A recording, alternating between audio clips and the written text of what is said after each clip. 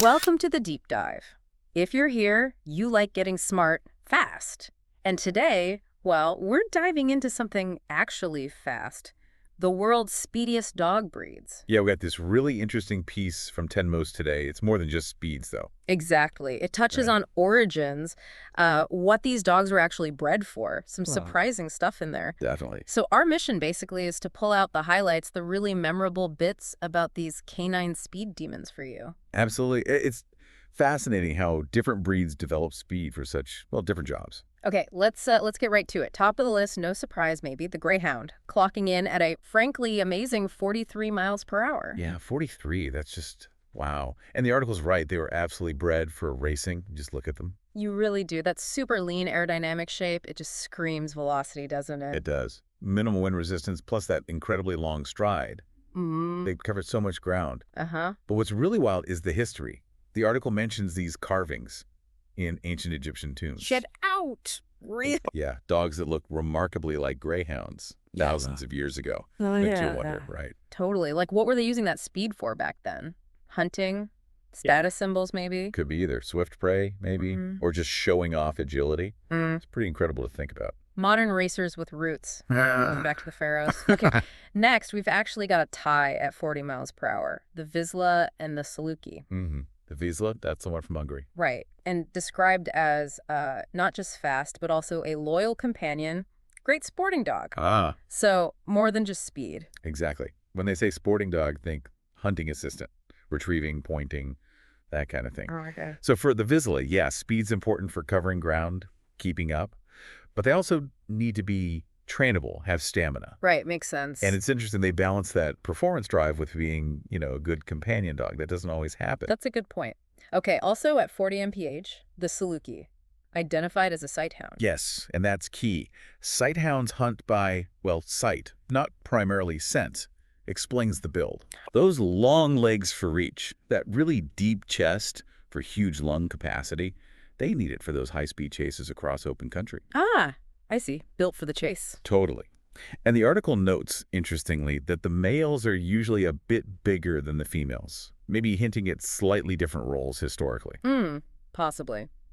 Okay, shifting down just a little in speed. 38 miles per hour, the Jack Russell Terrier, or Parson Russell Terrier. Yeah, maybe not the first dog you picture in a list of fastest breeds. Right, but they were developed, what, 200 years ago in England? For fox and... Exactly.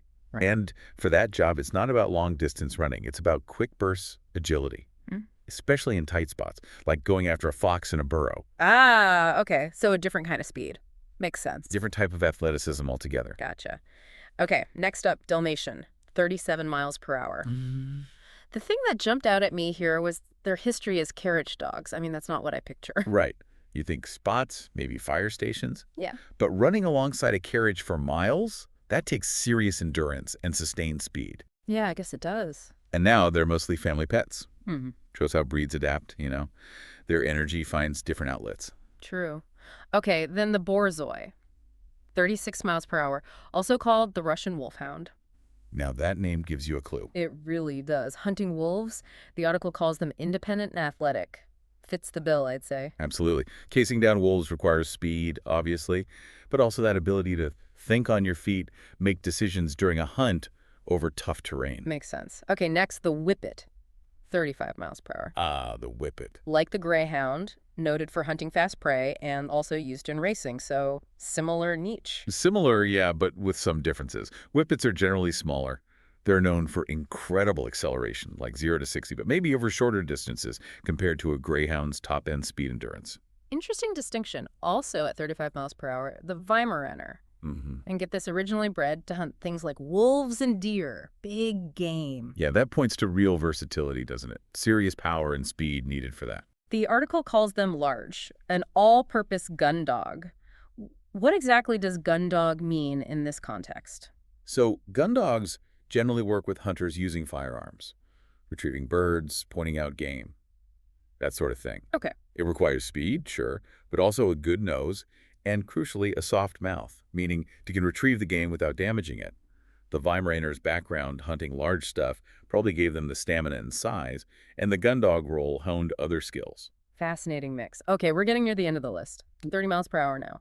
Doberman Pinscher. Right. Maybe not the absolute fastest on this list, but still quick. And the article highlights other traits. Loyalty, alertness, intelligence, mentions their potential as military working dogs. Precisely. In that kind of role, yeah, speed helps for apprehension or a quick response. But it's really the combination of speed with their intelligence and trainability that makes them so effective. Speed is just one tool in their kit. Makes sense. And finally, also at 30 miles per hour, rounding out the top 10, the Border Collie. Ah, the Einsteins of the dog world, some say. Right. Known mostly as herding dogs, working dogs. That speed is obviously crucial for managing sheep or cattle. It is, but it's not just straight line speed. It's that incredible agility, the ability to turn on a dime, predict where the livestock is going. It's speed combined with serious brain power. And the article mentions they were bred for obedience and intelligence too. That combo again. Exactly. Mental and physical prowess working together. So we've kind of crossed the finish line here on these fast breeds. It's quite a range, isn't it? From the Greyhound's pure speed down to the still very fast Border Collie and Doberman. It really is. And what's striking is just how varied the reasons for that speed were. Racing, hunting foxes, hunting wolves, carriage work, herding, even military roles. Yeah, all needing speed but in different ways. And those historical bits like the Egyptian Greyhounds or the specific sighthound adaptations in the Saluki, it really shows how much we've shaped these animals. We really have. Human needs and purposes driving canine evolution in a way. It's fascinating stuff. It absolutely is. Which kind of leaves us with a final thought for everyone listening. Like, considering all these different jobs and different body types, what other cool abilities might these dogs have beyond just being fast? That's a great question. And maybe, how does a certain type of speed, like the Whippet's acceleration versus the Greyhound's endurance, make it better for one job over another? Lots to think about there. Definitely something to chew on. Well, thanks for taking this deep dive with us today.